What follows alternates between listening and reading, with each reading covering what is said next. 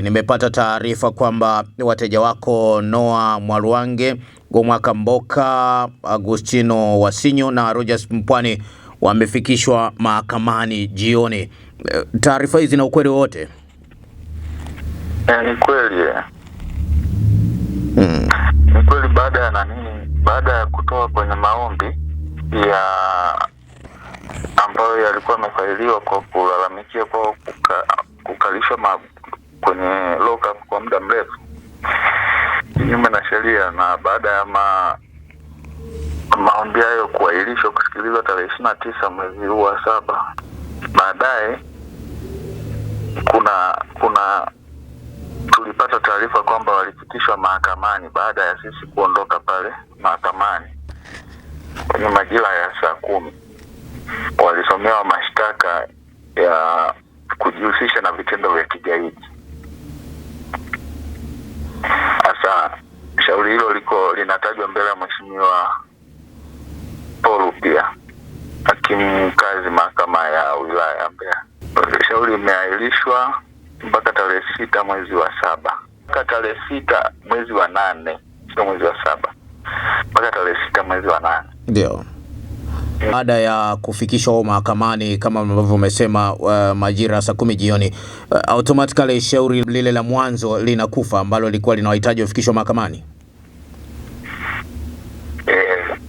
Kwa tafsiri inakuwa ni hiyo. Tafsiri inakuwa ni hiyo zaidi tu kwa sababu haya mambo yamefanyika nyuma ya pazia, hayakuwekwa wazi, na ikumbuko kwamba hata mawakili wa serikali waliokuwa wametokea kwenye shauri la maombi walisema hawawakilishi polisi, lakini tumeshangaa tena hao tena nyuma yake wamekuja kuwasomea mashtaka wakiwapokea watuhumiwa toka kwenye mikono ya jeshi la polisi.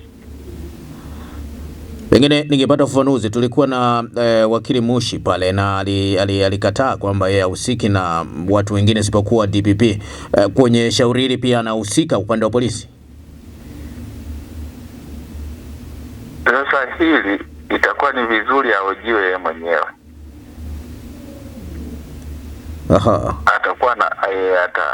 Atakuwa na maelezo ni kwa nini kule wao walisema hawahusiki, lakini leo tena baada ya masaa kadhaa siku hiyo kwenye jengo hilo wanasema wanahusika. Kwa hiyo atakuja kujieleza mwenyewe, anaweza akatoa majibu ya mwenyewe.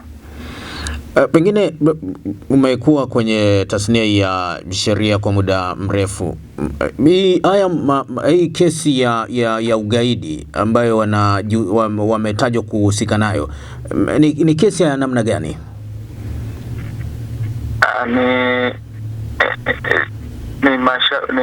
Ni kesi ambazo ni makosa ambayo sijui wao ndo wanajua katika upelelezi wao, mpaka wamebaini kwamba kulikuwa na hivi vitendo vya kigaidi. Hao vijana walikuwa wanahusika navyo, lakini tunafahamu ni wanafunzi. Sasa wamehusika vipi na vitendo hivi ambavyo kwa sababu ugaidi ni kosa kubwa, na kosa lenyewe halina dhamana. Moja kati ya makosa ambayo hayana dhamana, na kwa tafsiri yake ni kwamba ni makosa ambayo yanahusisha,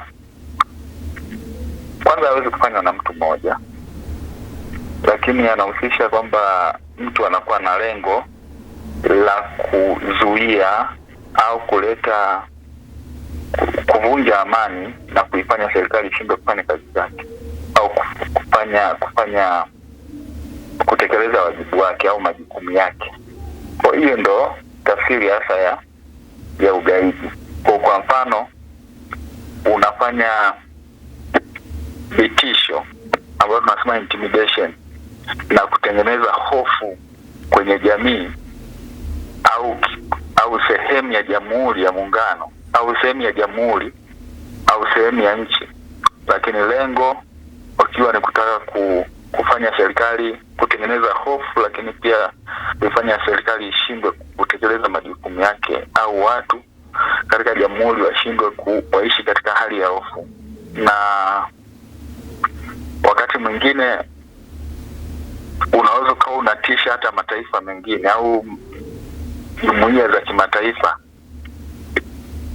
nishindwe kufanya shughuli zake. Yote hii inadondokea kwenye ugaidi.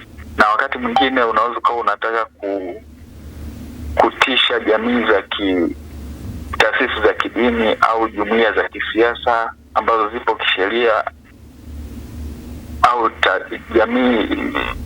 taasisi za kijamii mbalimbali, au hata shughuli zingine za kiuchumi. Lengo tu kudestabilize, kwamba zisifanye kazi, watu waishi katika hali ya hofu, na wakati mwingine kuhofia maisha yao au usalama wao tu, inakuwa inadondokea kwenye eneo la ugaidi. Au ni mtu ambaye labda anajihusisha na vitendo vya utekaji, wakati mwingine kutishia maisha ya mtu, au kutisha mtu kifo au kusababisha hata kifo, au kuzuru watu.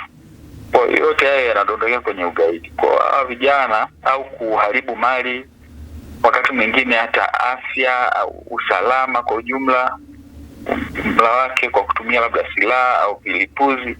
Kwa yote haya yanadondokea kwenye ugaidi, au kufanya jambo lolote tu lile kwa namna yoyote ambayo litafanya tu kuwe na kukosekana na amani. Kwa hiyo sasa wao kama wanasema vijana wamefanya hayo makosa, manake tutasubiri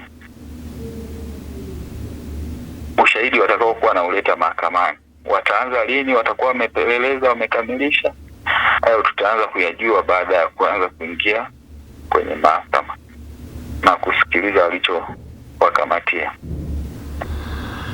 Kwa hiyo kwa sasa, wakili, tunabaki na neno gani?